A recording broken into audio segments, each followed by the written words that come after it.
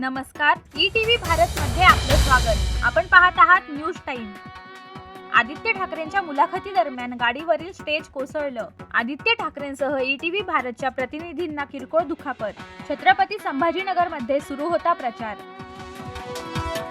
ठाकरे गटाच्या प्रचार गीतावरून वाद। तुमचं नमो नमो चालतं पण जय भवानी नाही। संजय राऊतांचा भाजपावर हल्लाबोल। म्हणाले तुमचं हिंदुत्व नकली।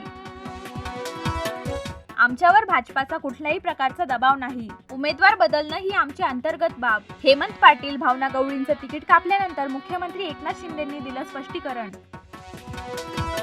5 वर्षांपूर्वी माझी चूक झाली म्हणत शरद पवारांनी अमरावतीकरांची मागितली माफी। पुतीनप्रमाणे मोदींना सत्ता चालवायची आहे, पवारांचा हल्लाबोल।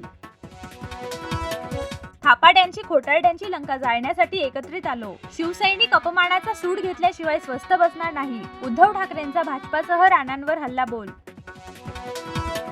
राष्ट्रवादी काँग्रेस पक्षाचा जाहीरनामा प्रसिद्ध।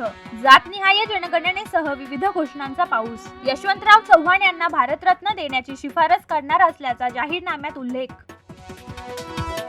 आमदार जितेंद्र आव्हाडांना धमकीचा फोन। बिश्नोई गँगचा सदस्य असल्याची फोनवरून दिली माहिती। आव्हाडांकडे केली पैशांची मागणी।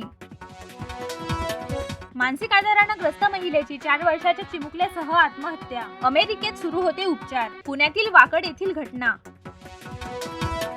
मुख्यमंत्री अरविंद केजरीवालांना मोठा धक्का। दिल्ली उच्च न्यायालयानं जामीन याचिका फेटाळली। न्यायालयाने याचिकाकर्त्याला ठोठावला 75,000 रुपयांचा दंड।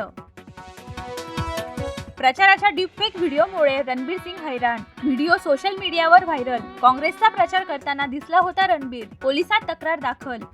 न्यूज टाइम मध्ये आज इथेच थांबूया। अधिक माहितीसाठी लॉग इन करा etvbharat.com।